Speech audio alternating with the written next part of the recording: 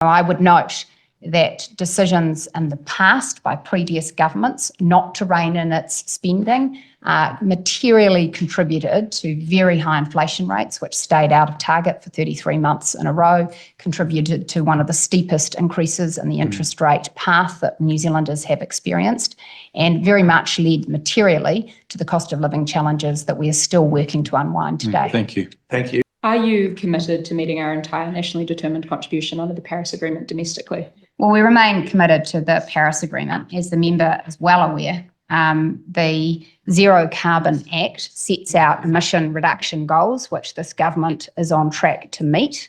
Not true. In an unfortunate event without parliamentary endorsement, the previous Minister for Climate Change, James Shaw, significantly increased New Zealand's commitment under the Paris Agreement to our national development contribution, well beyond what sits in our zero carbon statute.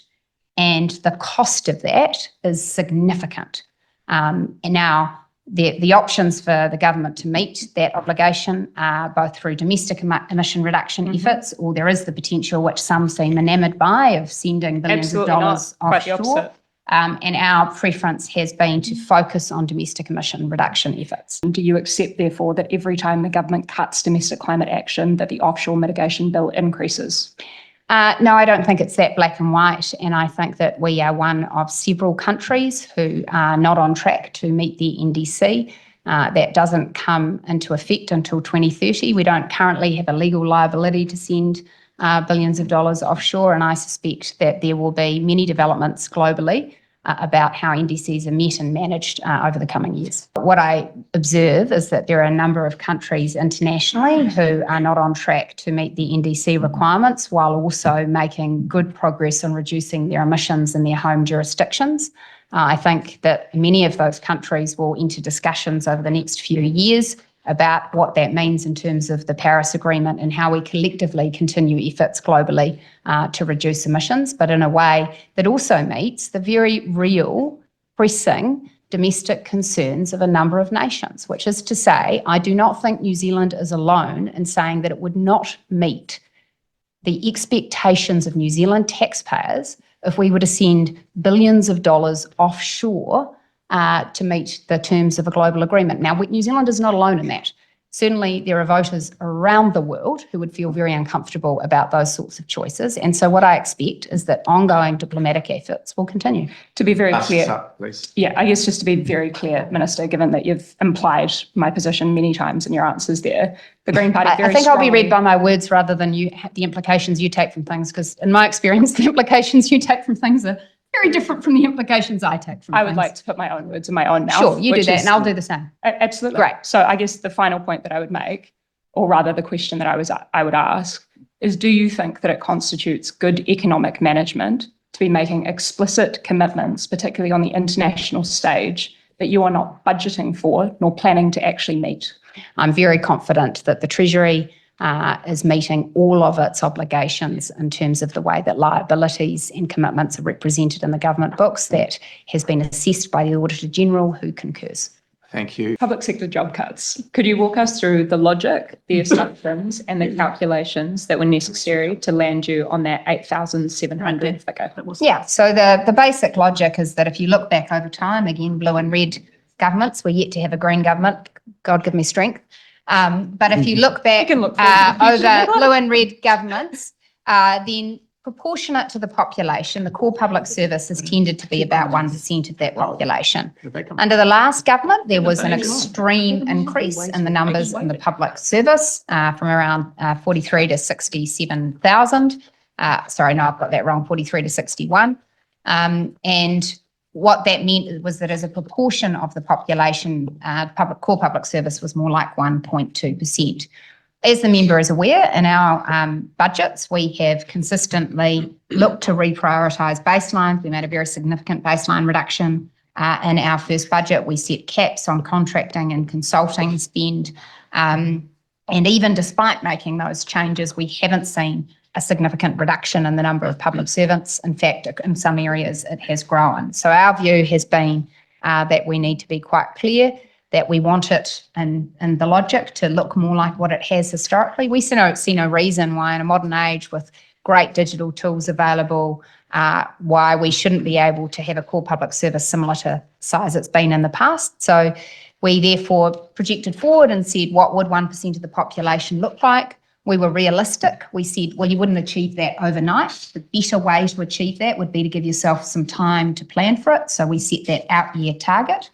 And then what we've said is, okay, well, how do you achieve that? Because you can achieve that in small, bare ways, or you could actually provide to the public service the opportunity to take a blank sheet of paper and say, well, how do we reorganise this thing in a way that leads to less duplication, less wasted resource, is more sensible? And it's really clear that 39 government agencies, as we currently have, makes us stand out from other countries in the world. It seems like too many. It actually is frustrating both for the agencies and public servants themselves and for policymakers, because you have a non-joined up back office, you have duplicated functions, you have inefficiency. So in the first instance, we've said to the Secretary for the Treasury, the head of DPMC and the head of PSC, we want you to provide us, based on the input from all of those government chief executives, a view on how we could reorganise this, make it a better, more efficient system. And then from that, we expect that there will be a flow and a reduction in some of the roles that will bring us more back to 1%. Will those cuts under your government continue to move ahead if there is no guarantee that the capacity of the public service is able to remain the same? I take a much more optimistic view than you. The capacity of the public service has not diminished since it last ran with 1% of the population. In fact, we have incredibly capable people in the public service who believe that they can deliver more with less, and who have said that actually, if you had less duplication and less of this spaghetti that has arisen, frankly, under successive governments, where we've got all of these different agencies and different reporting functions and different back offices, if we had less of that and were more able to focus on our core job of delivering services to the public in a logical, lean structure, then that would be a good thing for New Zealanders. And I concur with that view. Yeah, respectfully, Minister, I'm not being pessimistic, I'm just being realistic. Well, you're talking about the capacity of the public service having reduced, that somehow they need 1.2% of the population to do what they previously did with 1%. I take a more optimistic view. They, like everyone else, are increasing their productivity, increasing their efficiency, increasing their imagination. Minister, do you believe that extreme inequality is a bad thing? Yes. So based on your response to my questioning in December 2024, you said that you believe that your job is to have a significant role in reducing inequality. How exactly have you done that? The number one thing we've done is improve the performance of our education system. The number one thing any government can do to liberate a child from their family circumstances, which they inherit and have no choice over, is to ensure that when they're at school between the hours of 9 and 3, that they are getting a decent education.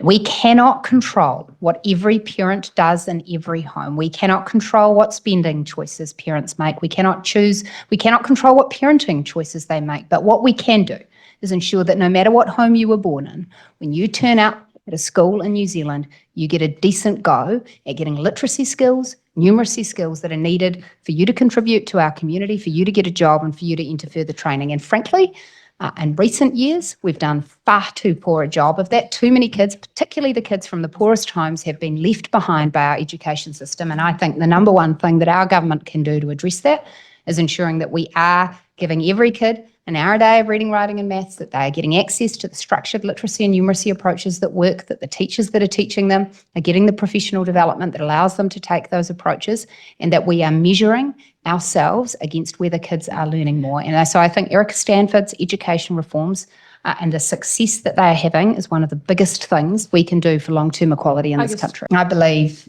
children, when given the ability to be educated well, have the potential to go well beyond the circumstances into which they are born. And there are examples of that from all over this country, all over the world. Kids born to the most difficult circumstances that are educated well, and actually often also have a mum or a dad or a caregiver that says that they are capable of anything and supports them to be capable of anything, who overcome their circumstances. And that optimism about the ability of people to shape their own individual lives lies at the heart of my politics. And I believe that the state has a very real role in ensuring that kids can access a good education. If they can't, we are trapping them in the circumstances to which they are born forever. So yeah, I stand by my view. Education really matters, and I have no time for the bigotry of low expectations that persists on the left, that says, well, if you're from a low income home, well, it's just too hard for you. My view is that if we educate kids well, so many young New Zealanders are capable of overcoming the circumstances which they are born into. Respectfully, my point was you've made those material circumstances. Well, you made your point and I've made mine. Can't.